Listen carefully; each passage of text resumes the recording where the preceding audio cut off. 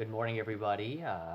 Tampa Bay meteorologist Grant Gilmore here now. It's almost 8 o'clock, about 5 till 7:55. Going to give just a couple more minutes to let more people join in before we start talking about this. I'm going to have to keep this relatively short to about 5 to 10 minutes. So I want to make sure that we can just rifle through the latest information from the National Hurricane Center and answer a few of your questions, because I know we're starting to get more and more questions with more and more concern, as now much of the Florida Peninsula is in this forecast track. So as I pull up the comments here that a lot of you are leaving, we can get going. So we've got a good number of people on here right now, so let's go ahead and get started. I'll answer the first question that I see here.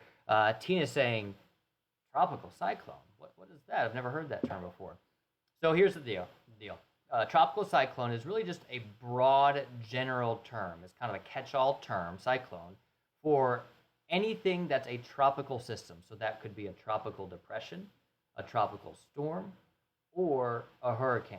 So this new term that we started using, or a new phrase that we started using in 2017, potential tropical cyclone, is just the precursor to a system that we expect to develop. And the reason that we start calling it a potential tropical cyclone, because that allows then for the designation and the opportunity for the National Hurricane Center, National Weather Service offices to begin issuing those watches and warnings out ahead of the storm, because they would be impacting those areas likely as a tropical storm within 48 hours. And that's exactly what we're seeing now, where the system that is developing, and we've expected it to develop, is already impacting portions of the Leeward Islands up into the Lesser Antilles, and then the Virgin Islands, Puerto Rico will likely begin to feel the impacts from what we are expecting to strengthen to Tropical Storm Isaias over the next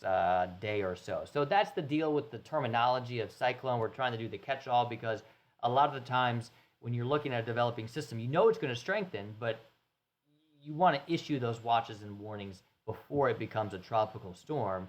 And then in some cases, it might even become a hurricane. So you want to say potential tropical cyclone. Okay, enough of that stuff.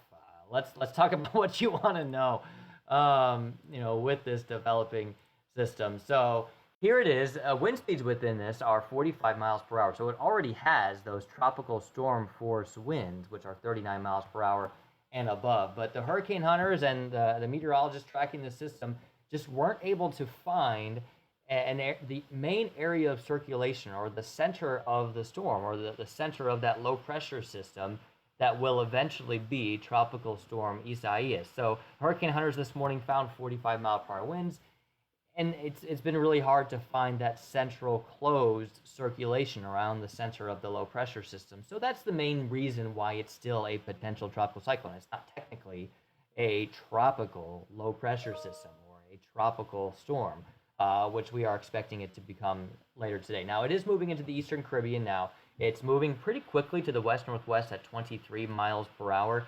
That speed will likely slow down today into tonight as it starts to approach the Virgin Islands. You see Puerto Rico has a tropical storm warning in effect until the system moves through.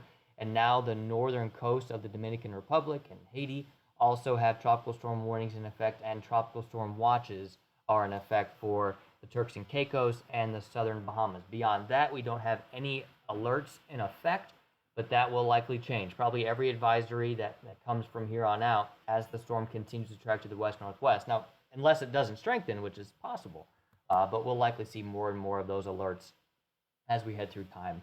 Here's the latest forecast cone. So at the top, this is the 8 o'clock advisory, but this is still the track from the 5 o'clock update. We get new tracks at 5 a.m., 11 a.m., 5 p.m., and 11 p.m. All those other intermediate advisories are just an update on the forecast, or rather the current location and the wind speed. So here's the thing, and I'm going to start drawing on this map here to kind of show you some things. So the center of the storm, they're saying, is right here, right? There's still uncertainty on whether it will start going to the northwest here, or maybe the center of the storm will track more to the west and then start tracking to the northwest in that direction. So while we are looking at this cone of uncertainty, just know that we may see this shift more to the west and to the south over the next 24 hours or so as the system begins to develop. And obviously that would, shift the impacts, but then it also means that there's more of a potential for this system to move over the mountainous terrain there that we have in Haiti, especially Western Hispaniola, and then up into Cuba as well. So there is a lot of uncertainty in this forecast cone, but it does bring the cone into the Tampa Bay area. And there's a fairly, wide range in that cone, the cone of uncertainty that is, that could bring the center of the storm over Florida.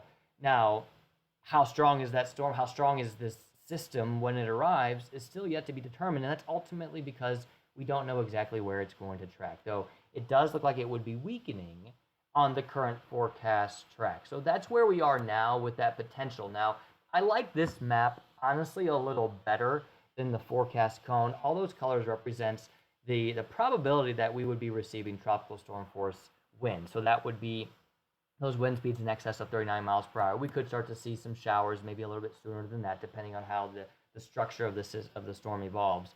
But here in Tampa Bay, we would, on this current forecast, could begin to receive those tropical storm winds as early as Sunday morning. And that would come with some scattered showers, maybe some thunderstorms, breezy conditions. But notice that 25%, that means there's a 25% chance that we would start to receive those tropical storm force winds Sunday morning. So that's just something to keep in mind. That's the current forecast, but just know this could change.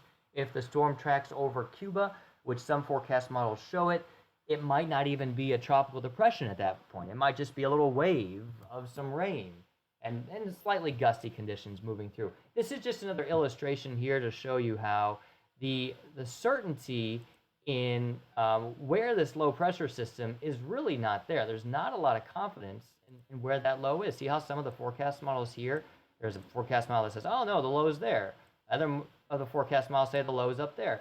So depending on where exactly, ultimately, we find that central low pressure system is where the models are going to be able to start moving forward in that forecast. So that's why the spaghetti models at this point are fairly spread out, and they're fairly consistent through, moving over the Dominican Republic and then potentially over parts of eastern Cuba, but still a good range in potential for where this storm can track. When we look at the western fringe to the eastern fringe, you're talking about a 450 to nearly 500 mile difference in where the center of this storm could track. And obviously that has a huge impact on not just who receives these conditions, but also what type of conditions would be felt.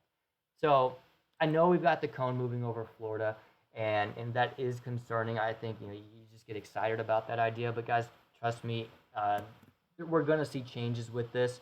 That said, the 7-day forecast, I have accounted for that threat for more likely seeing some rain mixed in with probably some pockets of sunshine, depending on the exact track, but that would likely be arriving Sunday, Monday, and then starting to clear out on Tuesday. Now that's here for Tampa Bay. If you're over on the east coast of Florida or somewhere else in Florida, obviously those impacts and that chance of rain is going to be a little bit different. But that's the way things look right now with the given forecast. Like I said, we're probably going to get a lot more information over the next 24 hours. I know we always say that, right? We'll know more tomorrow. But until this system forms, we just don't have a good indication of where to start that forecast.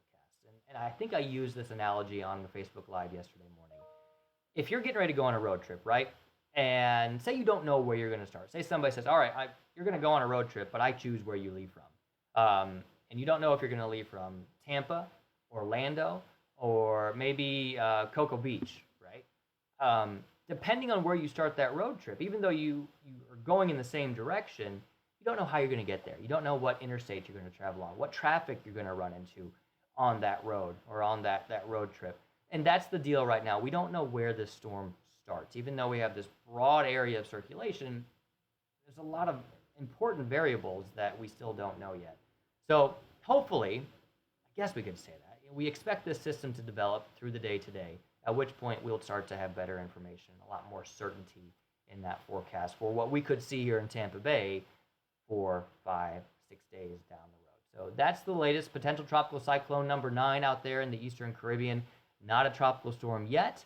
It's organizing. It likely will. That's the way it looks right now. But look, tropical systems rarely go by the script. So we just have to do our best to predict what's going to happen based upon the information that we have at that time. So, oh yeah, and I see a lot of you guys talking about the name. Isaias. That's how you pronounce it. Isaias. The names that are chosen for the tropics are not just names that we would say are English names or American names, but they're names to represent all the different nations in the tropical Atlantic. So you think Mexico, Central America, all the countries there, and then all the different represented countries throughout the Caribbean as well. So a lot of different nations, and the names are chosen to reflect the different names that would be found in those different parts of the tropical Atlantic. So that's where we get Isaias from. Actually, Isaias replaced Hurricane Ike, which the name Ike was retired in 2008. And then we would have seen Isaias in 2014, but we didn't get that far down the list in 2014. So this is the first time that we're actually using the name Isaias in tropical systems. So a little side note there. Anyway, guys, that's it for me right now. We'll have more updates as we go throughout the rest of the day, the rest of the week. Keep checking back with 10tampabay.com as well. We've got a lot of information on the website, and every time we get an update from the hurricane hunters or from the Hurricane Center, or even if our meteorologists just take a step away and put some information out there as well, where we're constantly providing more information about the forecast and impacts here in Tampa Bay on our website. So that's it for me this morning, guys. Have a great morning, and we'll talk to you soon.